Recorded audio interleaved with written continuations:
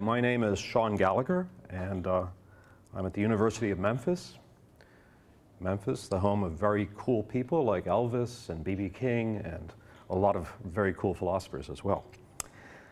I've been asked to talk about embodied cognition, and I'll try to give you something of a map of different positions on the whole question of embodied cognition. I think, in fact, that this concept is really an unsettled one, and that what you find are a whole set of variations ranging from very weak or minimal conceptions of embodiment to more radical, fully embodied accounts.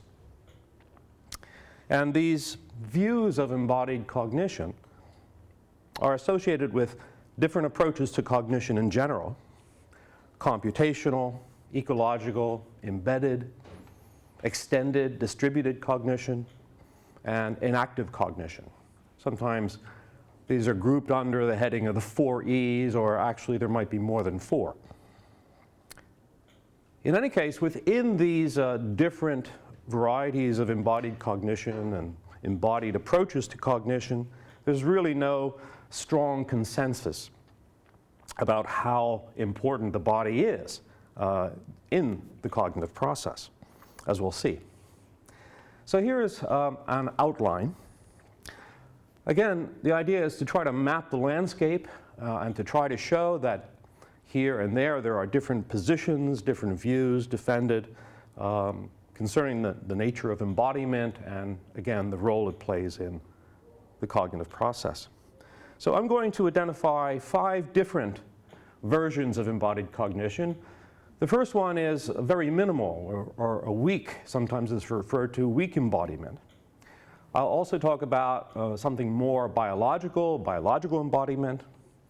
I'll talk a bit about semantic embodiment. This might be familiar to some under the authors of Lakoff and Johnson. I'll talk about functional embodiment, which is sometimes referred to as the extended mind. Also, finally, inactive embodiment. And by way of conclusion, what I'll try to do is answer a challenge that's been posed by some philosophers, specifically the philosophers who have defended the notion of minimal embodiment, where they pose 5 questions that need to be answered. And the idea is that any approach that is identifying itself as an embodied cognition approach should be able to answer these 5 questions. And so we'll get to those in a little while. And then finally, we'll close with a few thoughts on culture. So the first approach that we're calling minimal embodiment has been defended, perhaps its best representative is Alvin Goldman in some recent papers, where Goldman really starts by assuming that everything of importance in human cognition or for human cognition really happens in the brain.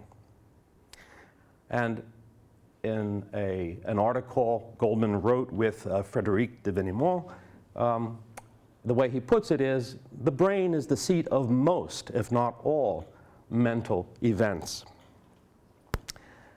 Then, having said that, he excludes the brain from the concept of embodiment.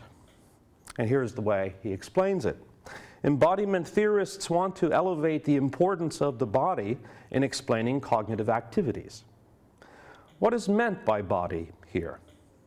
It ought to mean the whole physical body minus the brain. Letting the brain qualify as part of the body would trivialize the claim that the body is crucial to mental life. Right? Of course, on the assumption that everything important is in the brain, if you include the brain, then of course the body would be important. But we have to try to see if the body without the brain is somehow important. That's the reasoning. But then Goldman goes further and removes the environment from the equation. As he puts it, the body understood literally, not as it is related to the situation or the environment in which the body is embedded. That's the body that we have to be looking at to see to what extent it contributes to cognition. That exclusion of the environment really contrasts with, I think, a core claim in all the other versions of embodied cognition, that the body cannot be uncoupled from its environment. These are essentially things that go together, let's say. So Randolph Beer, for example, puts it this way: given that bodies and nervous systems co-evolve with their environments, and only the behavior of complete animals is subjected to selection, the need for a tightly coupled perspective should not be surprising. Body and environment are tightly coupled, and to the extent that you pull them apart or exclude the environment, then you end up with a very artificial unit. Goldman goes further and then rules out anatomy and body activity, such as actions or postures, as trivial rather than important or constitutive contributors to cognitive processes. The body, as he puts it, understood literally, would seemingly be a literally dead, unmoving, brainless thing. So then the question would be, what's left? Is there anything left of the body that would somehow or other allow us to talk about embodied cognition? And the end point of his analysis is to talk about what he calls sanitized body representations, or these are referred to as B-formatted, B for body, B-formatted representations, which of course are representations in the brain. B-formatted representations are in fact brain states. So for example, in the context of social cognition, what they have in mind are mirror neurons or mirror neuron processes, the mirror system and so forth in the brain as being the mechanism for constituting a kind of social cognition. However, in the literature about B-formatted representations, there's really no consensus about what exactly these things are or what role they play in cognition. Still, Goldman suggests that B-formatted representations really are the most promising concept for promoting an embodied cognition approach. You can see, however, that what's happening here is that embodiment is really getting reduced to a set of neuronal processes, and neuronal processes that are playing a rather uncertain role in cognition. So it's not the brain in the body or as part of the body that's important, but the body in the brain, the body as represented in the brain. If we're going to talk about embodied cognition, it's that body, a set of representations, that will be playing the major role. So Goldman here champions an internalist, classical computational model, one that in fact other versions of embodied cognition would really oppose. It's not inconsistent with the bodiless brain in vat conception, which is a philosophical thought experiment, the idea that you could take the brain out of the body, put it into a vat of chemicals, a support system that would keep it alive. And the major claim of this thought experiment is that as long as you stimulated the brain in exactly the right way, you could generate precisely the same kind of experience that fully bodied in humans living in an environment would have. That would be the kind of standard thought experiment. And it sort of goes along with the view of B-formatted representations as being the only thing that's really necessary in order to get something like the influence or the effect of embodiment in cognition. Goldman, by the way, is not alone here.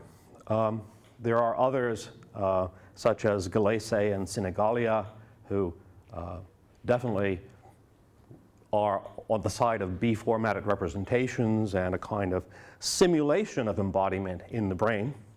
Berlucchi and Agliotti. Also, Lawrence Barcelow's work, too, which is about the role of, let's say, B-formatted simulations in the brain as the basis for cognitive development and conceptualization. This minimal embodiment view, I mean, we could really question whether it is indeed a genuinely embodied cognition, since it ignores the fact that, as otherwise understood, embodied cognition really challenges the framework that this approach adopts. So Louise Barrett, author of Beyond the Brain, makes it clear that one really can't ignore the body. And she explains why there is no such thing as a naked brain. In my book, I make this statement, there's no such thing as a naked brain. And people find that, quite interesting as a concept. Why would you say that? And because we tend to think the brain is the seat of all our cognitive processes. And I was trained in evolutionary biology and ecology. And the thing you learn there is, that bodies came before brains. There are many creatures that don't have anything that we would recognize as a brain, that nevertheless produce quite flexible and in what we would see as intelligent behavior.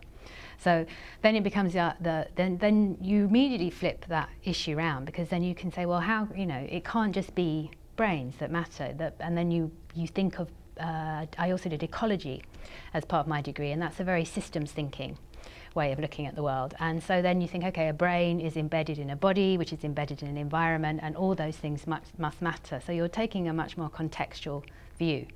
And then as part of getting interested in psychology and cognitive science, I read Rodney Brooks's work, and then he made it all very clear, because his has this beautiful statement where he says, well, 4 billion years of evolution, and most of that time has been spent refining the perception and action mechanisms that allow organisms to function effectively in a dynamic and unpredictable world. And then, when you get these things like representational thought and language and culture and all that stuff, it appears at sort of like 2 seconds to midnight with modern humans. And so that must be the really easy bit, and all this other stuff is the hard and difficult bit.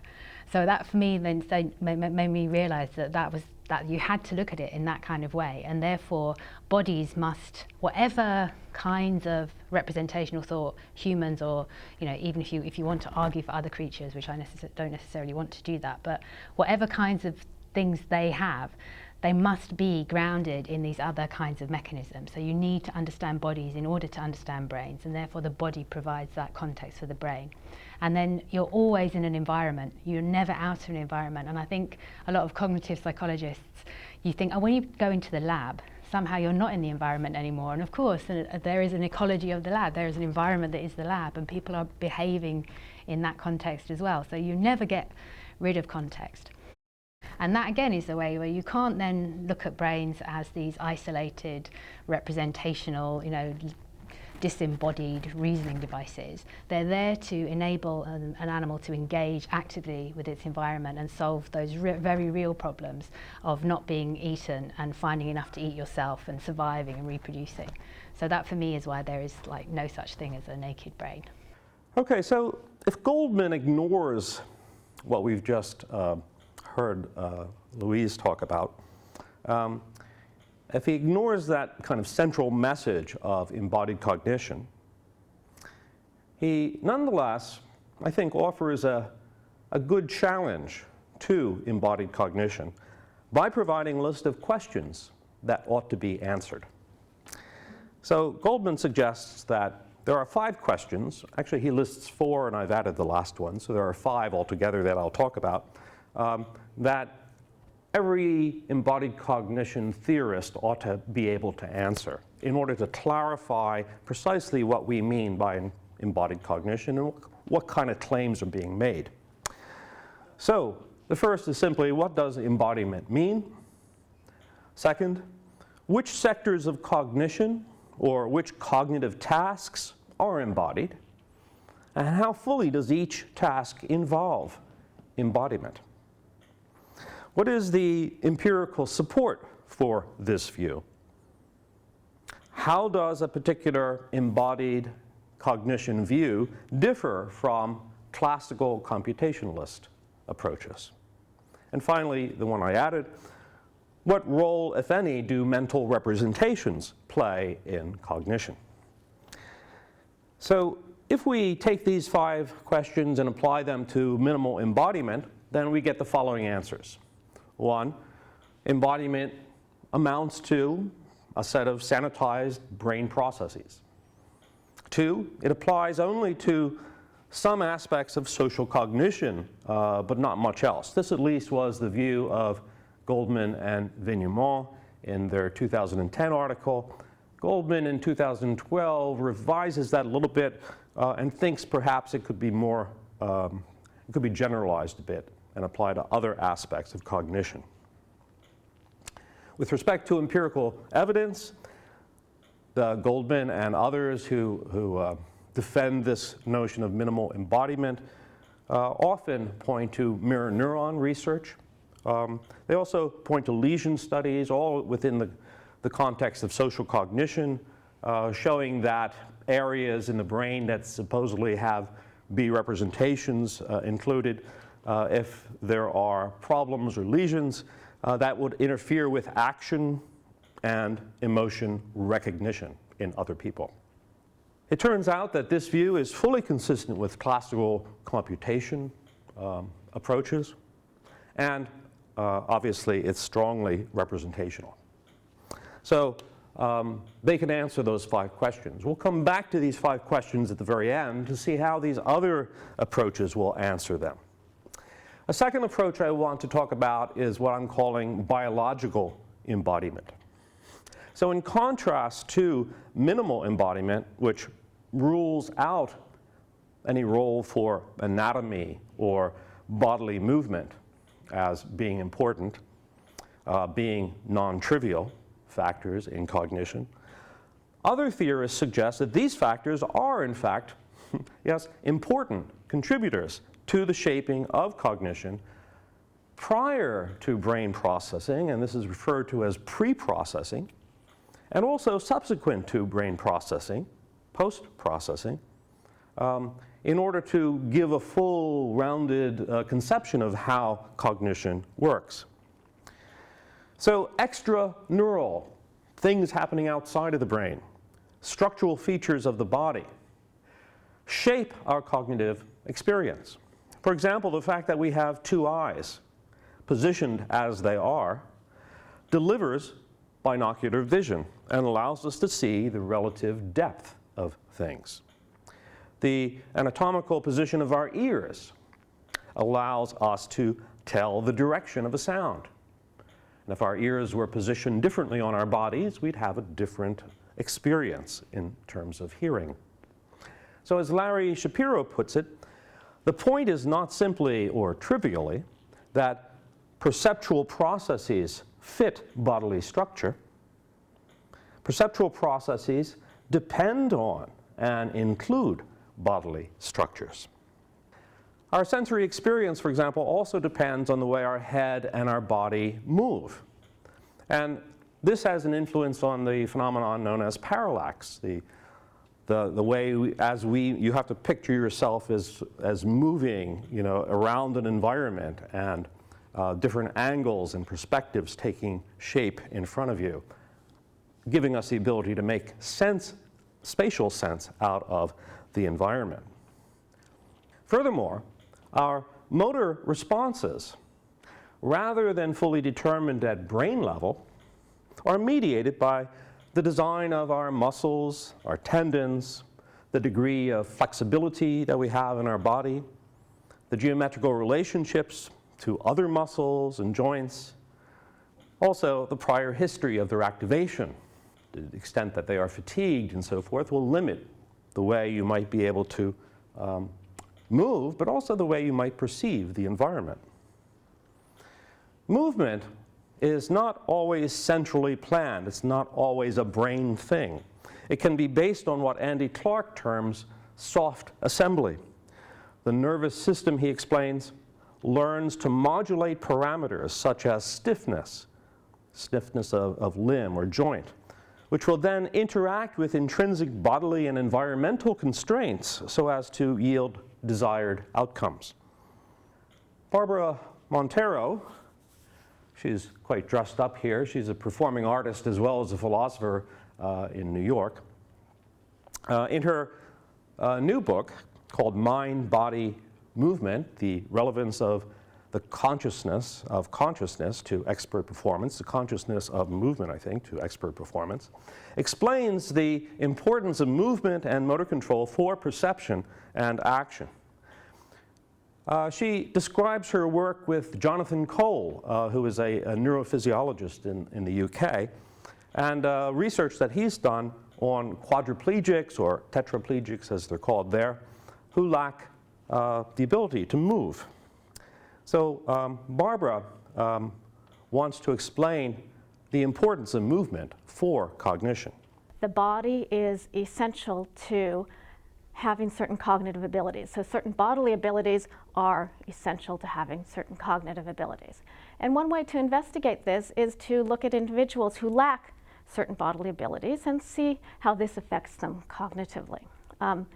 In work with Jonathan Cole, we looked at the experience of being a paraplegic, so having no ability to move at all. And in his book, Still Lives, he chronicles the lived experience of a number of paraplegics, and we were interested, he and I were specifically interested in the question of how does this lack of movement affect their ability to appreciate the movement of others. So it's a difficult question, but a number of the people he interviewed did explain that their appreciation of movement, their ability to enjoy watching a soccer game or a dance performance was very much impaired, and that was something they didn't want to do. Another way in which the body is intimately connected to thought is in expert action. So there is an idea, the psychologist Fitz and Posner and the philosopher Herbert Dreyfus, they've argued that expert action occurs after a progression of actions becoming more and more automatized, so sort of leaving behind the mind. But I've argued that expertise involves continually striving for improvement.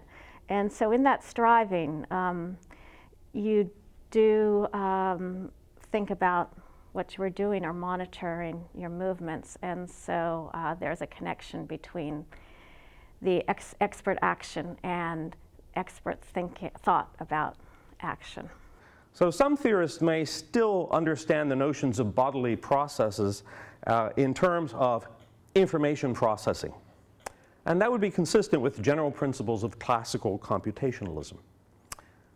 As Shapiro notes, for example, steps in a cognitive process that a traditionalist would attribute to symbol manipulation might, from the perspective of embodied cognition, emerge from the physical attributes of the body. So we could understand the processes of the body itself as, in a certain way, processing information. On this view, even if the body is doing some of the work, cognitivists could easily claim that pre-processing is, in fact, feeding the central brain-based processing that is, indeed, more constitutive of cognition, just as post-processing is to some degree determined by instructions from the brain as a central processor. That is to say, there is a way to read this kind of biological embodiment in terms of still a cognitivist or a computationalist understanding of cognition. However, more holistic things having to do with proprioception and affect or emotion, those kinds of processes may be more challenging to the classical view. There is, in fact, empirical evidence to suggest that such processes have a profound effect on cognition. So, for example, in studies by some French neuroscientists, vibration-induced proprioceptive patterns that change the posture of the whole body, they get interpreted as changes in the perceived environment. So proprioceptive stimulation of ankle, for example, will in fact make you think that something is happening out there in the environment rather than to your own body. Likewise, movement and proprioceptive adjustments can help to resolve conflicts, perceptual conflicts. Also, we should not forget about chemistry, hormonal changes, changes in body chemistry, as well as, say, visceral and musculoskeletal processes, can bias perception, memory, attention, decision-making. And the regulation of body chemistry is really not independent of cognitive processes, and vice versa. So Antonio Damasio puts it this way: body regulation, survival, and mind are intimately interwoven. So on this reading of Embodied Cognition, the classic computational functionalist thought experiment of brain in the vat completely fails. As pointed out by a number of theorists, the experimenters would have to, the kind of mad scientists who keep this brain alive in the vat, would have to replicate everything that the biological body delivers in terms of pre- and post-processing, hormonal and neurotransmitter chemistry, and emotional life. So Damasio, developing this thought, suggests that this would require the creation of a body surrogate, and thus confirm that body-type inputs are required for a normally minded brain after all. We could put it this way, that the enormous engineering project that it would take to make the brain in the vat actually work the way it's supposed to actually proves the importance of the body. This thought experiment, in a certain way, flips around and shows that, in fact, the body seemingly is playing a huge role in cognition. And without it, you wouldn't get what you're looking for with that thought experiment. The third kind of embodiment I'm calling semantic embodiment. Here, not only does structure, composition, and motor abilities of the body determine how we experience things, they also determine meaning, how we understand the world. So there's been some experiments, very simple ones, where we can show that how we move or how we posture ourselves can affect our evaluation of target objects in the environment. So sitting at a desk, pushing away, just having that kind of bodily movement of pushing away on the desk, and then you're asked to judge whether you like a particular stimulus or not. Since you're pushing away, you're saying, no, I don't really like it. And if you're just pulling this way, on average, people will say, oh yes, I like it. The actual posture, the actual movement seemingly involved in that will bias the way you're perceiving in terms of evaluating likeness or dislike of a particular object. Also, however, consider the cognitive associations we might make if our bodies were different. What if we evolved without hands, for example? So if human bodies did not have hands, could we grasp a concept? Could we throw out some ideas? It seems like we might have to conceive of concepts and ideas in different ways. In some way, the fact that we have hands and we are able to work with them in the world very pragmatically perhaps shapes the way we think of these types of cognitive features. this is definitely a thought behind the work of Lakoff and Johnson. They draw on cognitive and experimental linguistics, cultural anthropology, psychological, neuroscientific, and cognitive science, research on mental rotation, mental imagery, gestures, sign language. And coming out of all this work, they've famously argued that our conceptual life begins in spatial and motor behaviors and derives meaning from bodily experience. Accordingly, as they say, the peculiar nature of our bodies shapes our very possibilities for conceptualization and categorization.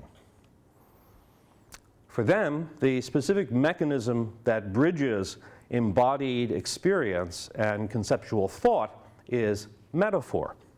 Metaphors are built on basic and recurring image schemas, that's their term, image schemas, such as front, back, in, out, near, far, pushing, pulling, supporting, balance. And the basic image schemas are all of these things are built on embodied experience. So they state, the concepts of front and back are body-based. They make sense only for beings with fronts and backs. If all beings on this planet were uniform stationary spheres floating in some medium and perceiving equally in all directions at once, they would have no concepts of front and back. It almost sounds like they're describing a brain floating in a vat here. Basic image schemas shape, metaphorically, our abstract conceptual thought in relation to, for example, planning and decision making. So there's a whole set of examples that they like to use. We think of justice, which is an abstract concept, but in order to kind of grasp it, we think of it in terms of balance, which is something that our body is very familiar with. Virtue is not as abstract in some sense, but we always use metaphors such as being upright. When we're planning for the future, we're looking forward. We're looking up and forward. And we ask people, what's up? What's coming up this week? So we think of time in these kind of spatial aspects that also relate to embodiment. The in, out, and the containment image schemas range over a vast set of metaphors and concepts, according to Lakoff and Johnson. So when we have sentences such as, John went out of the room, that's quite literal, but we also say things like, she finally came out of her depression, and I don't want to leave any relevant data out of my argument. These are more derivative and metaphorical in their meaning. Also, this kind of gets built into very high-ordered abstract thinking, things like the law of excluded middle in logic, and also in mathematical concepts. Lakoff and Johnson state, an embodied concept is a neural structure that is part of or makes use of the sensory motor system of our brains. Much of conceptual inference is therefore sensory motor inference. You can see in this that there's a little bit of tension in this position. On the one hand, this view is not inconsistent with classical cognitivism. You might think that, in fact, Lakoff and Johnson would be able to talk about B-formatted representations. On the other hand, it's consistent with more inactivist views of cognition, which really try to exclude anything like strong representationalism. So there is a type of tension here in the work of Lakoff and Johnson, I think. So here, for example, they're closer to the inactivist position, which we'll talk about shortly. As we said in Philosophy in the Flesh, one of their books, the only workable theory of representations is one in which a representation is a flexible pattern of organism-environment interactions, and not some inner mental entity that somehow gets hooked up with parts of the external world by a strange relation called reference. We reject such classical notions of representation, along with the views of meaning and reference that are built on them. Representation is a term that we try carefully to avoid. So note the tension between more standard, neurocentered, and more radical anti-representationalist views. We might think of this as something like a hybrid view. Here, I want to let Dan Hutto explain how this is actually very typically found in many embodied cognition programs. Cognitive sciences have recently gone through a major shift of thinking. Some people talk about this as an E-turn. We talk a lot about the embodied, the inactive, the extended, the embedded, the engaged, and it can go on. There's an awful lot of E-terms that could be used to describe where cognitive science has gone. In large part, the big question, I think, in this new developments, or at least has raised a very serious degree of skepticism about the old school ways of thinking that see mind as more computational and representational. So the idea that the model of the mind is primarily best seen as a kind of computer is now being put under great pressure by these approaches that see us as much more engaged and related to the world. A lot of my work and a lot of that of others has been in this new wave of radical end of the E spectrum, has been to put pressure on those old ways of thinking in the most severe way. So we now get a kind of a split between conservatives who want to retain the notion. So I call this the retention problem myself, that they're retaining too much of the old ways of thinking, and more revolutionary radical proposals that think that's holding back the future of cognitive science, that once we really embrace the revolution properly, we're going to have a reformist rethink of how we understand the mind. This is, I think, one of the big fundamental issues now in current cognitive science research. And it's becoming more so. I think the question of how much allegiance do we keep to the past way of thinking, what's the best future for cognitive science, how philosophy of science and philosophy of mind can both work together to figure that out. So if you look this back, let's take a step away from it and look back at say, previous scientific revolutions. Of course, those caught up in the middle of them are always doing this kind of thing, right? So with hindsight, you look back and think, yeah, we could have moved quicker and better if we had let go of some of the old ways of thinking. But a kind of hybrid position in the middle is a pretty normal thing to see, at least for a period of time. It may not always go that direction, but I think if one looks at the history of science, there is an awful lot of this. So one can expect this to be a turbulent time in cognitive science, I think, on both sides. Another approach to embodied cognition falls under this heading of functionalist embodiment. And this is often referred to as the extended mind paradigm or hypothesis. Now, functionalism, one hallmark of functionalism is a certain indifference to the physicality that sustains the system. It's not about the physics, it's about the software, the program, the syntax, the functionality of the system. And the physics doesn't matter too much. So an artificial system might do as good a job as, say, a biological system. So there's a kind of body neutrality built into the functionalist position. Things can be multiply realized on different types of systems. So although that seems to be the case, there's still the idea that functionalists should take some notions of embodiment seriously. And you can find this in some discussions of the extended mind. And the person probably most associated with the extended mind idea is Andy Clark. Clark and Chalmers' famous article in 1998, but more recently, Andy Clark's Supersizing the Mind, 2008, gives a very good defense of the extended mind idea.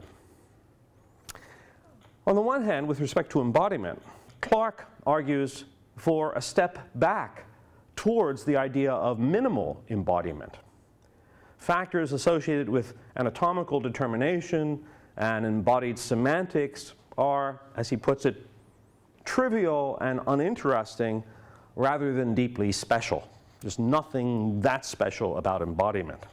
On the other hand, he defends the notion that the body plays an important role as part of the extended mechanisms of cognition. And in this regard, the physical body functions as a non-neural vehicle for cognitive processes, in much the same general way that the physical processes of neurons do. So here we have Andy Clark giving us some indication of this. I suppose the first thing to say there is that the extended mind argument itself is designed to show that sometimes stuff that's going on outside of the head actually counts as part of the physical apparatus that makes up the mind, so that the mind isn't all the whirrings and grindings of the brain. So I think that once you've got that question in focus, then the role of the body, in one way, is to provide a kind of, I think, one of the most plausible examples of a case in which that happens. So, you know, the example that I've always liked best here is gesturing while you speak. And so, you know, it might seem as if those gestures that we make while we're speaking are just a kind of accidental add-on to the real thinking that's going on in the head. But there's a bunch of interesting empirical research out there that suggests that, in fact, gesturing while you speak is in a real sense part of the thought process. So if you interfere with the gesture, people are less able to run through their thoughts. And there's a sort of model there that I think is probably quite a general model. It probably applies to language as well as to gesture. So, you know, talking to ourselves, thinking things through in words, probably has the same kind of structure. And it's a structure that turns around the notion that actually I think is out there in Merleau-Ponty ages ago. I can't remember what Merleau-Ponty called it, but what it's been called in the literature that I've been looking at is continuous reciprocal causation. And so the example that Merleau-Ponty had of this was, suppose you've got a sort of pair of wooden tongs and you're holding a wriggling animal like a live hamster or something. It's not the case that you move the tongs a bit and then the hamster moves, and then you move the tongs a bit. Instead, as you move the tongs, the hamster moves, the hamster continuously affects you, you continuously affect the hamster. And I think that gesturing while you speak is a bit like that. What the brain's doing continuously affects the body, and what the body's doing continuously affects the brain. Same for when we speak our thoughts out loud. And the idea would be that in these cases, the apparatus of thinking, the physical mechanism, is the extended system. So I think for me, the importance of the body for the extended mind argument is just that it's a sort of, it's the first port of call for cognitive extension, and after that you can start to reach out into equipment out there in the world, and, you know, use of pens and papers and writing while you think and so on. But that, for me, that's the core of it. The body is a sort of it's kind of the closest to home example of extended cognition. So the body, as Andy has just explained, the body is part of an extended cognitive system that starts with the brain and includes body and environment. As he puts it, the larger systemic wholes incorporating brains, bodies, the motion of sense organs, and under some conditions, the information-bearing states of non-biological props and aids, may sometimes constitute the mechanistic supervenience base for mental states and processes, the vehicles on which the software runs, so to speak. So that can extend to body and to environment and are not just in the brain. For some tasks, the cognitive system might store task-relevant information in the brain-based memory system and consult that information when it's needed. In other cases, the system could leave the information in the environment where it is and simply use the body to perceptually consult when it's necessary. This is sometimes referred to as exploitative representation, is Rob Wilson's term, or sometimes wide computing. Narrow seems to signify whatever's going on in the head. Wide could include what's going on out there in the world. The body is playing a certain computational role that could be done fully in the head, but the body operates as an external vehicle for cognition on this model. And this extension can go beyond the body to include certain tools or instruments or technologies that we use in order to sometimes do cognitive tasks. Here's Andy Clark again. When I think through a question with pen and paper, so I'm scribbling on the paper, I'm sort of continuously creating something there that is in some way continuously affecting or holding me. It's also true, though, I think that in the case of some of the external things, perhaps the relation of continuous reciprocal causation isn't quite right. Sometimes that sounds like too strong a relation. So I think when you have continuous reciprocal causation and the product is something clearly cognitive, like a flow of argument in the case of gesturing while you speak, in that case, it's a sufficient condition for something being an extended cognitive system that the product is cognitive and the relation between the parts is continuous reciprocal causation. But I don't think it's a necessary condition. So when I store information in my iPhone and then I access the iPhone fluidly and automatically when I need that information, I think of that actually as a case of extended cognition too. And those are cases that don't have the continuous reciprocal causation signature. And perhaps for that reason, people find them less immediately convincing. At the same time, Clark is not convinced that the animal with a very different body could not experience certain aspects of the spatial environment in exactly the same way as the human. Higher representational processes of the cognitive system could provide what he calls compensatory adjustments to even out the differences. So the idea is that even though the human body might be quite different from a dog body or even a robotic dog body, we could still end up with the same kind of experiences despite the differences, as long as there's a kind of layer of, let's say, representations that will do some work in evening things out or providing these compensatory adjustments so that we end up with the same experience. So it turns out that in this model, we can also talk about representations, and they may play a very important role.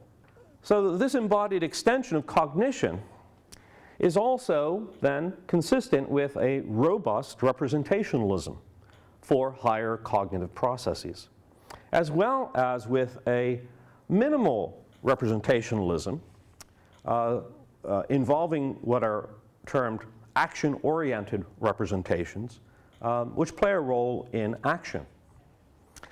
Michael Wheeler, who has sometimes defended the extended mind idea, in his book, Reconstructing the Cognitive World, defends the notion of action-oriented representations, AORs.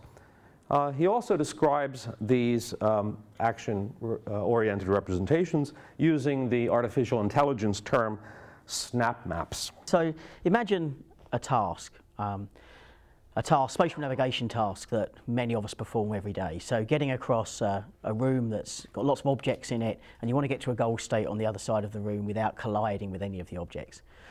So there's a very sort of tempting model about how people and animals might achieve that.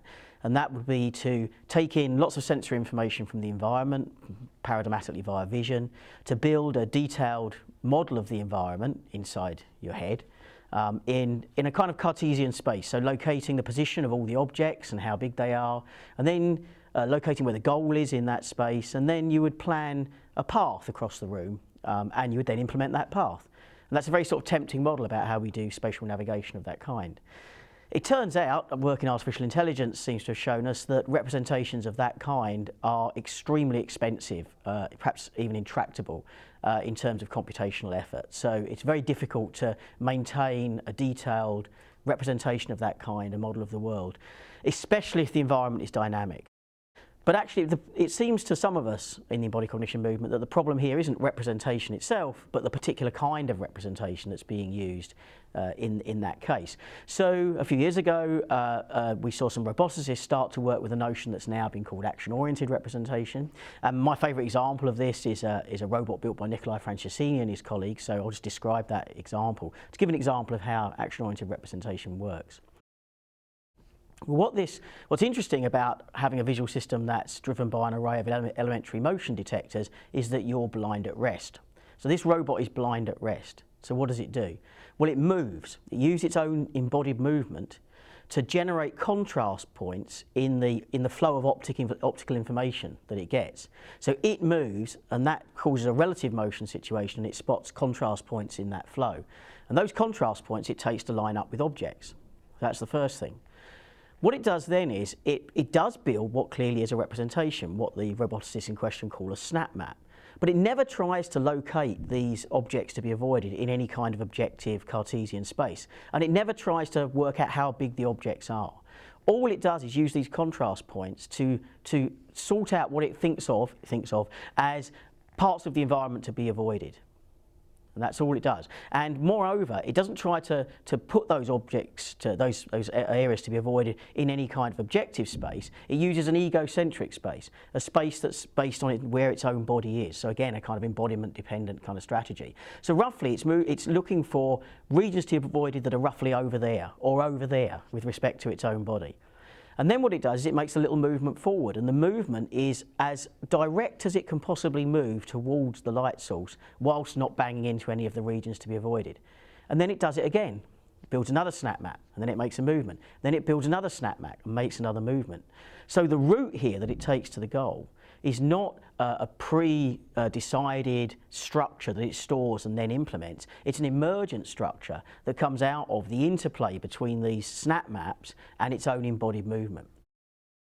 So what we've got here is a structure that is a representational structure, but which doesn't stymie the action of this agent in the way that the traditional representational structures did, and moreover a form of representation that depends essentially on the embodiment of the agent concerned. And this is the notion of action-oriented representation as developed by some fans of embodied cognition. The final approach to embodied cognition that I want to talk about is what I'm referring to as the inactive embodiment. Inactive views on embodied cognition emphasize the idea that perception is for action, and that this action orientation shapes most cognitive processes. Now, this approach derives from phenomenology, especially the work of Merleau-Ponty, who's often cited by the inactivists. And it was first explicated in a work entitled The Embodied Mind by Francisco Varela, Evan Thompson, and Eleanor Roche, published in 1991. And activism in that book and in more recent work as well often comes with strong calls to radically change the way that we think about the mind and the brain, and also how we should be doing cognitive science. Similar to Clarke's idea of extended mind, inactive approaches argue that cognition is not entirely in the head. Rather, it's distributed across brain, body, and environment. In contrast to Clarke's functionalist approach, however, inactivist theorists claim that human bodily processes shape and contribute to the constitution of cognition in an irreducible and irreplaceable way. That is to say, there is something special about embodiment for the inactivists. Specifically, on the inactive view, biological aspects of bodily life, including organismic and emotion regulation of the entire body, have a permeating effect on cognition, as do processes of sensory motor coupling between organism and environment. Alva Noe is a good representative of this inactivist approach, and he's developed a detailed account of inactive perception in terms of what he calls sensory motor contingencies, where these are aspects of movement where bodily movements are going to be predicting sensory changes. Sensory motor contingencies, but also environmental affordances. That's Gibson's term. These things take over the work that had been attributed to neural computations and mental representations. Kevin O'Regan is also a proponent. The late Susan Hurley as well, has done some very good work in this respect. Noe, however, provides perhaps the most detailed account in his book Action in Perception in 2004. Here is his brief explanation of sensory motor contingencies. When you approach an object, it looms in your visual field. When you blink, your sensory interaction with the object is altered. When you move around it, its profile changes. In these and many, many other ways, there are patterns of dependence of what you do and the sensory events that happen. And one of the chief ideas behind the version of what's sometimes called the enactive view or the sensory motor view that I advocate, perceivers have a kind of implicit, practical mastery of these patterns of dependence. They're not surprised by the sensory consequences of the things they do. They have sensory motor knowledge. And the hypothesis is that perception is an activity of exploring the environment, exercising, making use of the sensory motor knowledge. And this then has all sorts of interesting potential upshots. One of them is that it gives us resources for thinking about the differences between the different sensory modalities. Because the patterns of sensory motor dependence, characteristic of vision, are different from the patterns of sensory motor dependence, characteristic of hearing, and characteristic of touch, and characteristic of olfaction. So then this allows us to say that what the difference is between seeing, touching, and hearing is that these are all activities of exploring one and the same world, but making use of a different repertoire of sensory motor knowledge, a different body of sensory motor skill. Now that's exciting, because the difference between seeing, touch, and hearing, that's a difference at the level of consciousness. That's a difference in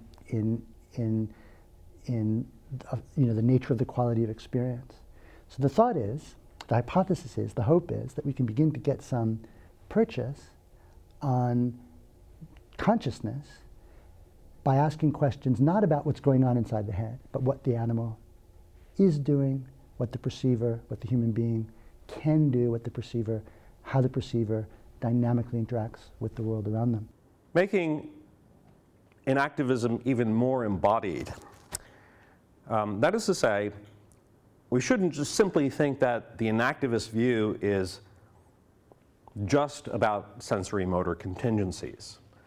So we should say, yes, they're important, but also there are affective aspects of embodiment. Things like one's state of hunger or fatigue or emotion or mood. Things tied to autonomic and peripheral factors in the body. So those things also enter in and shape our perception of the world. Also, embodied intersubjective aspects, the fact that we may be in the presence of others, will have an effect upon how we perceive the world as well. So all of these factors are shaping cognition in some way on the enactivist story. For example, affective factors, hunger, can shape or distort cognitive processes. Here's a good example. The rational application of legal reasons does not sufficiently explain the decisions of judges. Whether the judge is hungry or satiated may play an important role. This is an experiment done by Danziger in 2011, where they show basically, and here's a quote, the percentage of favorable rulings made by the judge drops gradually from around 65% to nearly zero within each decision session. And the decision sessions are defined as between lunch and breakfast. Just after breakfast, just before lunch. And then it returns abruptly to around 65% after a food break. So as he summarizes it, he says, our findings suggest that judicial rulings can be swayed by extraneous variables that should have no bearing on legal decisions. Definitely, these are extraneous variables for legal decisions, but not extraneous. If you're an embodied cognition person, you would think, well, these are actually essential to the way cognition gets shaped. And activists also emphasize intersubjective or social aspects. Intersubjective interaction, which in contrast to Alvin Goldman's B-formatted neural representations, is this kind of interaction that we engage in with others is a fully embodied process involving facial expression, posture, movement, gestures, and distinct forms of sensory motor couplings. Developmental studies back up quite strongly the idea that all of these embodied aspects really count heavily in shaping our social cognitive relations. They study infants who engage in embodied intersubjective practices from birth. Colwyn Trevarthen refers to this as primary intersubjectivity. Mirror neurons may in fact contribute to these processes, but we would want to consider, the inactivists would want to consider part of the mirror neurons are really part of the neural underpinnings of social perception, or social perception of, let's say, the motor intentions of the other person, plus giving the subject a kind of ability to respond. So mirror neurons are tied in with response preparation. Rather than thinking of mirror neurons as internal simulation or representational aspects, or simply mirroring the mental states of others. In the intersubjective context, perception is often for interaction with others, where perceptually guided interaction becomes a principle of social cognition and generates meaning in a process of what is referred to as participatory sense-making. So the inactivist perception, the inactivist approach to cognition is sometimes referred to as a radical approach. Radical inactivists maintain, first, a strong conception of a situated body, strong situated embodiment. The specifics of body-environment coupling shape cognition in essential ways, and this is definitely in contrast to more minimal or even functionalist conceptions of embodiment. And second, they embrace a strong anti-representationalism. The recent book by Dan Hutto and Eric Mayen argue in terms that are directly targeting the type of analytic philosophy of mind that defends representationalism. They argue for anti-representationalism. So they like to play around dressing up and talking about a revolution. And so here they are. Dan Hutto, here he is talking about some revolutionary concepts of body and representation. I think that there's a danger that we've got so used to talking about the body. So if we talk about the term embodied cognition was one I mentioned in the E-movement.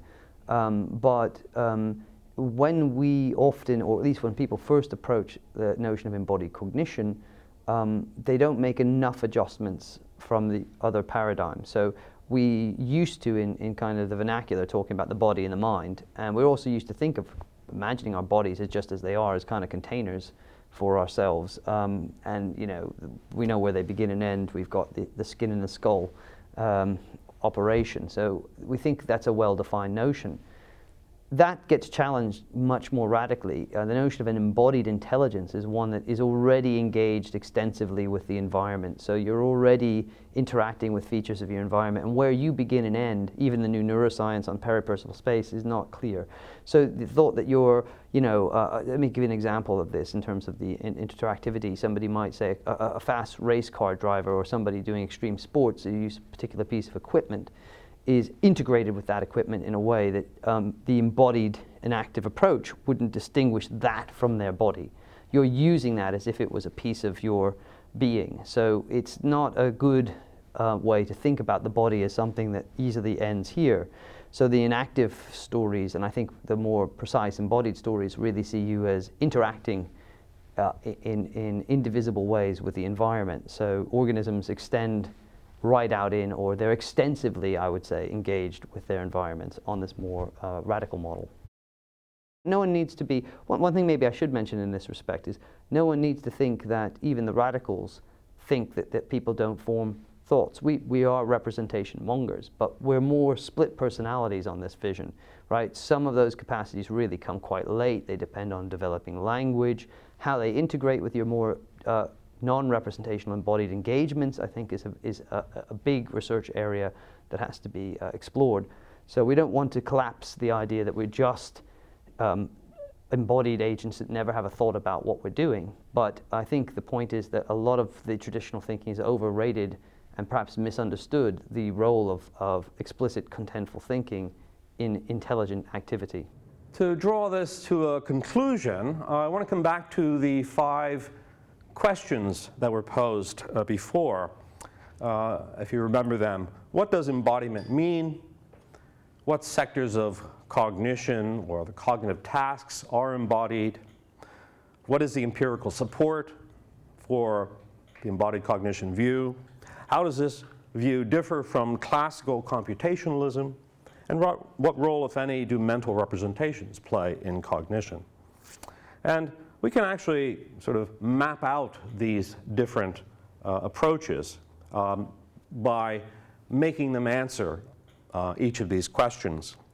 And I think this can show some interesting things. So I'm not going to talk about the whole scope of this, but let me point to a few things. It might seem that semantic embodiment, the kind of Lakoff and Johnson work, might be in the best position to answer questions about higher order cognition, the more kind of abstract thinking, mathematics, and so forth. They have at least a way to work their way up from bodily processes to those abstract concepts and conceptuality. Also, I think you can see that each of these approaches can appeal to scientific evidence, right? So one really has to think that science offers a lot of data, and then we have to interpret that data in a certain way. Here are 5 different ways that we can interpret lots of different kinds of data to support the views that are developed under these headings.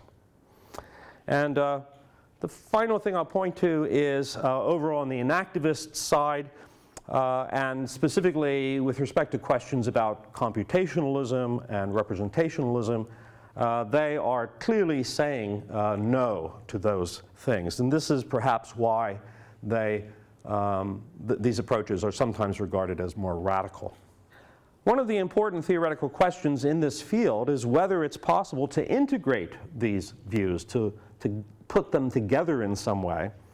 For example, to find a way to make inactive views consistent with extended mind ideas. Richard Minari, in his book, Cognitive Integration, argues for this kind of integration. And more recently, he's been working on the role of culture. So I do want to just kind of end by giving him, say, the last word as a kind of epilogue, where he will try to relate a lot of this work on embodied cognition to questions about culture. A lot of approaches to embodiment, embodied mind, embodied consciousness don't take much account of the cultural surrounds. Sometimes they do in terms of interacting with objects or with other people. But I think there's a sort of more interesting and a stronger way of thinking about the role of culture and embodiment. So one way you can do this is by approaching it via a kind of evolutionary account of the mind. So if you wanted an origin of the embodied, or indeed even extended mind, then one way you would think about that is in the origins of modern human minds that are very social, that some of the more unique features of human minds are driven by learning in social environments. So social scaffolding is another way of putting that. Social scaffolding views seem to be really important to the way that we develop our mental capacities. So then there are two ways you can think about that scaffolding. One is to think about the scaffolding as something that is only there during development or ontogeny and disappears once you get to maturity, cognitive maturity. But the other way is to think of it as leaving marks or traces. So the scaffolding itself becomes part of the architecture of cognition. So that's certainly the way that I like to think about the role of the social and cultural environment. Yes, it's scaffolding during development, but it produces transformations in our bodies and our minds that don't go away. So in that sense, we become integrated with our social and cultural environments. So one way of thinking about that is to think in terms of practices. So what I, in particular, have called cognitive practices.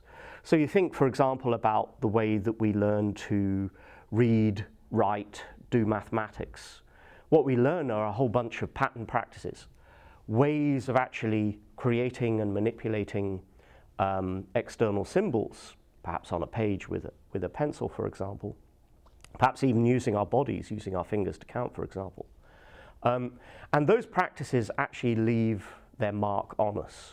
So not only do we now think differently because we're able to think in terms of these very odd recent innovations, these symbols, mathematical, alphabetic, and so on, but also it leaves traces on us in the sense that we now have capacities for manipulating those symbols in the world. So it's very rare to find mathematicians who, real mathematicians, who don't use pen and paper or chalk and board, who don't push symbols about on the page when they're trying to complete mathematical problems. So I think that's a very good example of how cultural scaffolding isn't just a matter of being there during the early learning periods in development, but also leaves its mark or its trace on us in terms of these practices, what I'm calling cognitive practices. It also demonstrates something extra because, of course, in a bodily sense, there are going to be low-level mechanisms, neural mechanisms, for example, that will be doing a lot of work when we manipulate the symbols in the environment. But there's a sense in which those manipulations are being orchestrated, right? They're anchored in the actual sociocultural practices in the environment, right? So it's not something that can be understood on a purely individual level in terms of mechanisms in the brain. It also has to be understood in terms of the actual nature of the social and cultural practices themselves. And so that takes us back into something that looks more like an interesting case of cognitive extension, or as I prefer to call it, cognitive integration.